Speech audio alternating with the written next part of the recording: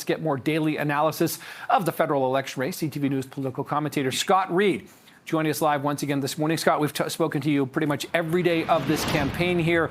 Interested to see the new Nanos poll numbers out this morning showing a really narrowing gap, at least on the overall numbers, as you know, it's almost within the margin of error this morning. Yeah, getting down to what looks like a 3-4 point gap, so that starts to get tight. If you're the Liberals, you're sitting around saying, can't it be Monday? Can't we just get to Monday? I liked it better 2 weeks ago. But even as the polls narrow on a national level, when you look at the underlying numbers, and they're narrowing as well.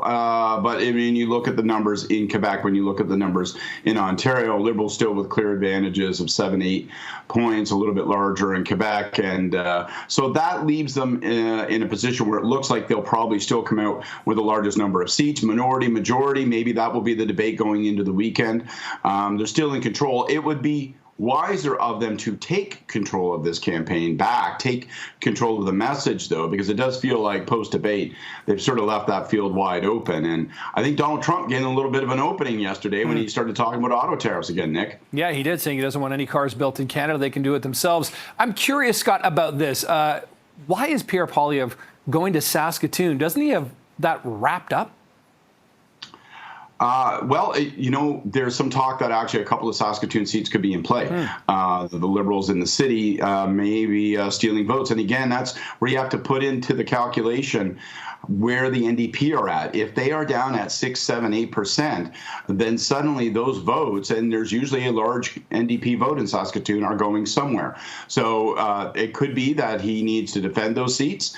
It could be that he just wants to make a quick western swing and stop in the prairies now, then move into BC maybe for one last shot before the end of the campaign. It's hard to say, to be entirely honest with you. But when you take a look at where the leaders are going, it does still look like the Liberals are on offense, going to places where, you know, they are trying to pick up seats, whereas maybe the Conservatives are trying to defend. Yeah, we've kind of seen, you know, Liberal leader Mark Carney really barnstorming, you know, several ridings each day over the last couple of days, really, you know, showing some aggression, it seems, looking to maybe pick up seats we hadn't perhaps expected them to before. Do you expect to just hear nothing but Donald Trump, Donald Trump, Donald Trump out of Mark Carney's mouth this morning, especially after that opening you mentioned there about, you know, Canadian cars and tariffs?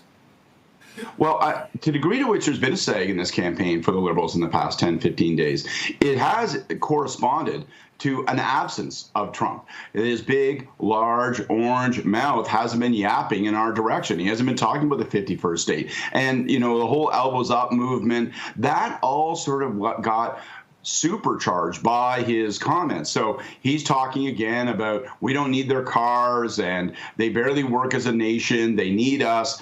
I would think if you're Mark Carney, you're going to look at this as a political gift here in the last few days of the campaign, in the sense that this allows you to once again reorient this vote around those issues of leadership. Who's going to take on Trump? How are we going to defend ourselves against economic insecurity? So I would expect Carney to hit that, pound it like a drum all day long. And frankly, I wouldn't probably take him off that message until the very day that votes are cast. Yeah, and you know, on that sort of whole idea of messaging to people, Scott, do the parties have a good sense now of who has already voted? I mean, we've seen more than 7 million Canadians cast ballots over the Easter long weekend here. So are the parties aware? Like, did they understand where they need to tailor the message to over these last several days?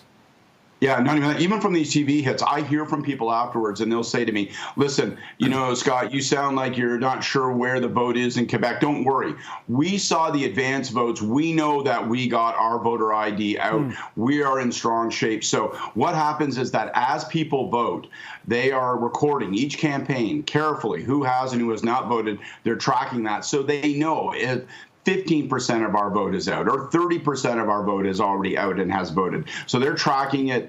And of course, Elections Canada are telling us, you know, at least demographics, where these people have voted, who they are in terms of age. And all of that seems to be suggesting that by a margin of 2-1, older voters are voting in a greater share than younger voters. So that probably skews to the Liberals' advantage. But, you know, this could be big numbers. And if you get big numbers, either way, big numbers or low numbers can make election campaigns and outcomes a little unpredictable. Nice to see so many Canadians at least engaged this time out. Scott Reid, always appreciate this. Thanks so much. We'll talk soon, I'm sure. Take care. Have a good day. Thanks, Nick. Hey, right. can I add one quick thing? Go ahead, Habs. I'm gonna mow Bill and Lisa's lawn today on their birthday greeting. Say happy 12th to my youngest son, Sammy.